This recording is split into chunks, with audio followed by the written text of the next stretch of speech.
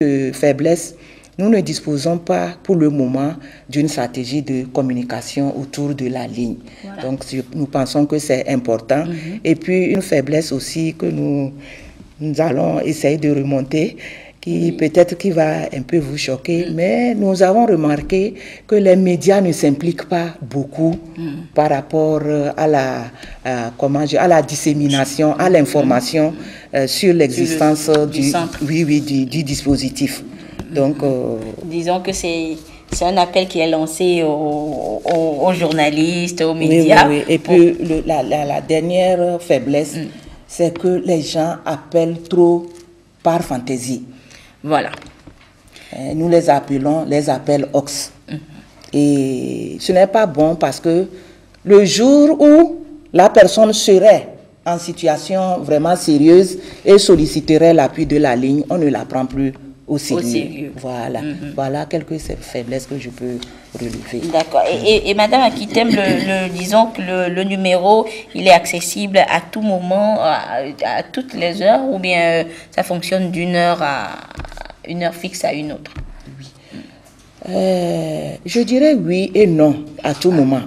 À tout moment, parce que le conseiller est gère la ligne sur une période donnée. Et à partir de... Nous mettons la ligne en marche à partir de 6 h le matin jusqu'à 22 h. Et on arrête. Mais on appelle, les appels vont sonner, mais personne ne décrochera. Mais maintenant qu'il y a les SMS, vous pourriez laisser le message, le dispositif l'enregistre et le lendemain, à la première heure, on peut avoir connaissance du dispositif. D'accord. Et justement, vous avez évoqué le SMS. Nous allons parler justement des réformes, disons, introduites dans le fonctionnement du numéro vert. Et Madame, avant d'arriver aux réformes, bon, disons, dans les discussions, j'ai cru comprendre que, disons, que ce dispositif du Togo a été le premier dans la sous-région. Oui. Nous sommes l'un des premiers de la sous-région. Et on a reçu actuellement environ 4 ou 5 pays qui sont venus pour échanger autour de nos expériences en la matière. Le Burkina Faso est arrivé, le Mali, le Sénégal nous a invités à aller partager notre expérience avec eux, le Burundi est arrivé et on est encore en discussion avec le Mali qui veut revenir pour vraiment, lorsqu'on leur a parlé du complément qui est en cours, ils ont dit qu'ils vont revenir pour aussi s'inspirer de cette expérience-là. D'accord. Alors, Madame Akitem, c'est vrai que nous vous accaparons beaucoup, mais nous allons passer tout à l'heure la parole aux autres invités. Alors, après tout cela, disons, durant 9 ans, il a été question de réforme, d'innovation, et tout à l'heure, vous avez évoqué le cas des SMS. Dites-nous un peu, quelles ont été ces innovations qui ont été introduites? Oui, il s'agit de l'intégration au dispositif d'appel de services. Et ces nouveaux services, c'est essentiellement la messagerie, le signalement par messagerie, SMS, et ensuite un projet qui dédie les questions de santé sexuelle des adolescents et des adolescentes. Alors, pourquoi ces dispositifs-là, pourquoi ajouter le SMS à l'appel, vu que d'abord le numéro, il est vert, il est gratuit. Alors, pourquoi, disons, ajouter le service SMS? Oui, ajouter le service SMS, c'est pour plusieurs raisons. D'abord, c'est toujours dans le souci de faciliter l'accès à tous les enfants. Et nous, dans nos maisons, dans nos communautés, nous voyons comment les jeunes sont vraiment actifs en matière de SMS. Voilà. Lorsqu'il a connaissance d'une situation, il suffit qu'il est à côté, même si le portable ne lui appartient pas, rapidement il émet le message pour informer. Et ensuite, par rapport aux questions de santé sexuelle, il y a les questions de discrétion. C'est difficile que les jeunes s'expriment facilement. De poser des questions facilement sur la sexualité. Voilà. Alors qu'à travers une messagerie, il se sent un peu à l'aise et il va s'ouvrir. Et troisièmement, nous nous sommes rendus aussi compte qu'on ne capitalise pas les situations. Et la plateforme va alimenter une base et qui va garder toutes ces informations-là relevées par les jeunes. Et ce qui permettra aussi aux acteurs de réorienter leur action en fonction des besoins des adolescents de notre pays. D'accord. Alors, Monsieur Ouadbeni, je viens vers vous maintenant. On a parlé disons, d'éducation à la sexualité qui s'invite un peu dans le fonctionnement du centre d'appel. Alors, dites-nous, qu'est-ce que vous pensez au niveau de la TBF? Quelle a été votre réaction par rapport à cette innovation-là? Merci. La TBF, depuis décembre 2014, exécute le projet de promotion de la santé génésique des adolescents au Togo. Ce projet avait pour l'une des activités de ce projet était la mise en place d'une ligne verte dédiée à la santé, à l'information des jeunes sur la santé sexuelle et de la reproduction. Mais malheureusement, le projet, comme tout projet, a une fin. Le projet devrait prendre fin en novembre 2019. Okay. Donc, nous avons vite commencé à réfléchir à l'après-projet. Voilà. Donc, la ligne d'autres alternatives. Donc, la ligne devrait prendre fin. Il faut avouer que le projet de la ligne verte, comme l'a dit Madame Akitem, est un projet budgétivore. Donc, après 2019, que deviendra la ligne à l'eau, la ligne dédiée à la santé de la reproduction? Alors, les premiers responsables de plan international Togo et de l'association togolaise pour le bien-être familial ont contacté le ministère en charge de la question, le ministère de l'Action sociale, afin de greffer ce service à l'existant et de renforcer le plateau technique de Allo 1011. Donc, ce que nous avons fait en mettant en service l'information sur la santé sexuelle de la reproduction.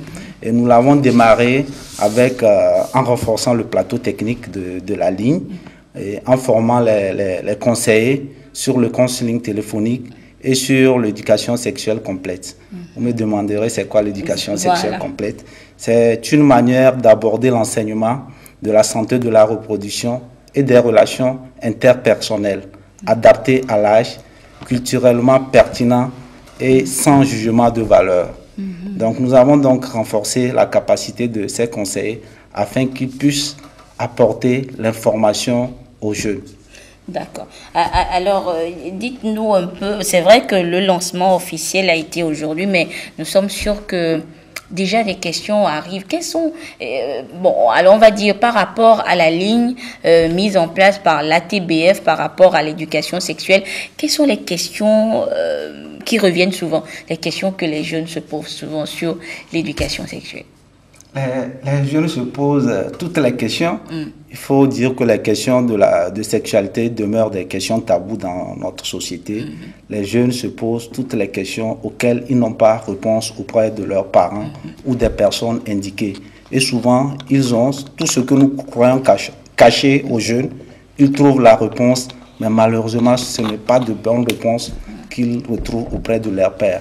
D'où la nécessité de donner des informations justes aux jeunes afin qu'ils puissent adopter un comportement responsable.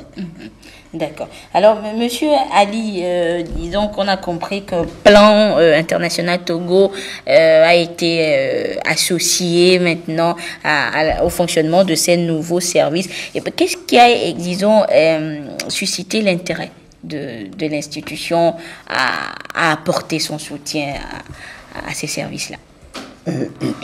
Très bien. Je voudrais revenir un peu en arrière pour préciser à la suite de ce que Mme Akitem a dit, que déjà dès 2008, tout l'effort qui se faisait autour de la ligne à l'O10-11, Mme Akitem a parlé, elle a dit que c'était l'État et les partenaires techniques et financiers et les organisations de la société civile. Donc, Plan était déjà membre de ce processus-là. Et donc, étant membre de ce processus, on a eu à tirer les leçons, on a eu à voir de quelle manière nous pouvons faire un peu plus. Et c'est ça qui a donné lieu au fait que dans notre démarche de mobilisation de ressources, nous mobilisons des ressources pour régler des problèmes qui concernent les enfants et les jeunes. Et donc, nous tirons donc les leçons de ce que nous faisons déjà sur le terrain et des leçons de ce que nous vivions déjà du fonctionnement de Allo 10-11, les besoins des jeunes et des enfants. Alors, cela nous a amené à intégrer ces aspects-là dans nos projets. C'est pourquoi nous allons comprendre aujourd'hui que les deux produits qui sont intégrés à Allo 10-11 sont des produits, des projets de plan, dont l'un est celui de l'éducation non violente et promotion du genre, et le second qui est celui de la santé sexuelle et reproductive. Et donc nous avons pensé qu'il fallait déjà intégrer ces éléments à la ligne pour pouvoir mieux rendre service à la jeunesse, aux enfants pour lesquels nous travaillons au jour le jour. Voilà. D'accord. Merci beaucoup, M. Ali. Nous avons donc compris, nous parlons de ces, disons, de ces deux nouveaux services intégrés au service d'appel. Nous allons justement découvrir le projet éducation sensible au genre et sans violence. C'est toujours avec Arnaud Kili. Le projet éducation sensible au genre et sans violence, avec plus de 150 acteurs sur le terrain, travaille pour que la protection des enfants soit une réalité au Togo. Grâce à la plateforme de collecte d'informations et de visualisation cartographique interactive, la collecte des infos relatives aux violences faites aux enfants sont traitées avec célérité. Un témoin victime d'un cas d'abus sur un enfant peut envoyer un SMS gratuit à Allo 10-11 à travers les réseaux de téléphonie mobile Move et Togocel. Il recevra un accusé de réception automatique depuis l'opérateur. Nous avons identifié USAID comme un mécanisme qui peut permettre aux enfants de participer à leur propre protection. Quel que soit l'endroit du Togo où l'enfant se situe, il pourra composer un message qu'il pourra envoyer à la ligne verte Allo 10-11. Et par rapport à l'envoi du message, l'enfant qui envoie pourra avoir l'accusé de réception qui lui dira que la ligne 10-11 a réceptionné son message et que des mesures seront prises par rapport à sa situation. En amont, les acteurs sont formés pour plus d'efficacité sur le terrain. Aujourd'hui, grâce à la synergie d'action des acteurs impliqués, on note une baisse significative des degrés de violence, surtout en milieu scolaire. Nous avons au jour d'aujourd'hui formé 5000 enseignants sur les méthodes alternatives, les enseignants du primaire. Nous avons pu également renforcer les médias sur l'éducation non violente et nous avons pu organiser la formation aussi des organisations de la société civile sur le genre. En termes de changement dans les écoles, nous voyons qu'il y a une forte participation des enfants en classe parce que ils se disent que lorsque je vais lever le doigt, forcément je ne vais pas recevoir un bâton sur ma tête. Donc disons à ce niveau, il y a une diminution du taux d'abandon lié peut-être aux violences. Grâce à la plateforme USAID, toute personne intéressée peut aller sur le site allo1011togo.crowdmap.com pour visiter et suivre les cas dénoncés à travers des commentaires et apports sur les différents types de cas enregistrés. Et voilà, nous sommes donc de retour sur ce plateau.